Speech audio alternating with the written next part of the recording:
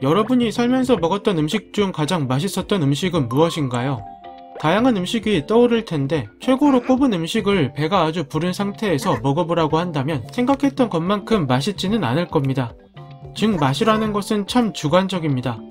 여기서 주제에 의문이 생깁니다. 왜 배가 고플 때 먹는 음식은 더 맛있을까요? 일본 국립생리학연구소에서 주제 의문과 관련한 내용을 2019년 10월 국제학술지 네이처 커뮤니케이션스에 게재했습니다. 논문을 보면 공복 시에는 자율신경계 활동의 변화로 단 음식은 더 달게 느껴지고 쓴 음식에 대한 거부감은 줄어든다고 합니다. 이게 주제 의문과 무슨 관련이 있을까 싶은데 많은 사람이 단맛을 선호합니다. 여러 연구 자료에 따르면 사람들이 단맛을 선호하는 이유가 열량이 풍부한 음식이라는 신호로 받아들이기 때문이라고 합니다. 그리고 쓴맛과 신맛 등은 체내에서 문제를 일으키는 경우가 많아서 거부감을 느낀다고 합니다. 그런데 공복 시에는 음식을 느끼는 기준이 변합니다. 앞서 설명한 것처럼 공복 시에는 자율신경계 활동의 변화로 단맛을 더 잘 느끼고 쓴맛에 대한 거부감이 줄어들므로 어떤 음식을 먹었을 때 평소보다 맛있다고 느끼기가 쉬워집니다. 연구팀은 이런 일이 발생하는 원인을 생쥐의 뇌시상하부에서 찾아냈는데 연구팀은 생쥐의 AGRP 발현 뉴런을 선별적으로 활성화해서 공복 상태 시 미각에 미치는 영향을 관찰했습니다. 결과를 보면 공복 시 AGRP 발현 뉴런이 활성화되면 외측 시상하부의 글루탐산 뉴런이 두 개의 경로를 통해 미각 신호를 조절했다고 합니다. 그러니까 측면 경막에서 돌출한 글루탐산 뉴런은 단맛에 대한 선호도를 높였고 측면 줄기에서 돌출한 글루탐산 뉴런은 쓴맛에 대한 민감도를 떨어뜨려서 거부감을 줄였습니다. 당연히 선호도를 높이고 거부감을 줄이니 더 맛있게 느껴집니다.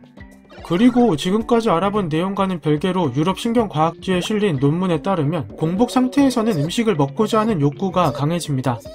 음식을 먹음으로써 욕구를 해결하면 중뇌에서 더 많은 도파민을 방출하여 평소보다 더 큰 만족감을 느낄 수 있고 이 과정에서도 평소보다 더 맛있다고 느낄 수 있습니다.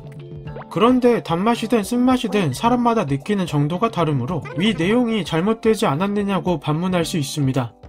이와 관련해 바이오메드 센트럴 신경과학지에 실린 논문을 보겠습니다.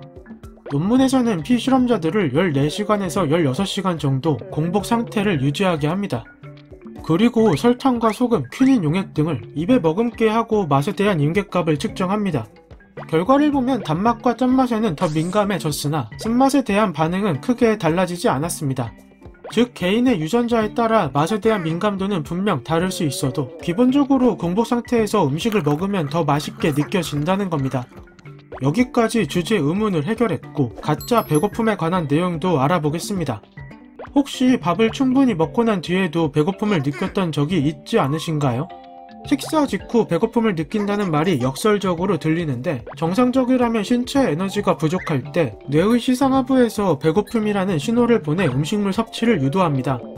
그런데 간혹 뇌에서는 열량이 부족하지 않아도 배고픔 신호를 보내어서 가짜 배고픔을 느끼게 합니다.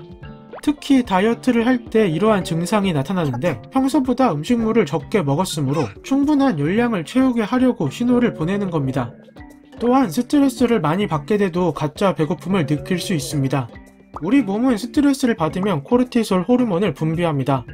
이 호르몬이 과다하게 분비되면 식욕을 억제하는 호르몬이 렙틴이 감소해 식욕이 증가합니다. 또한 목마름을 배고픔으로 착각하여 허기를 느낄 수도 있습니다.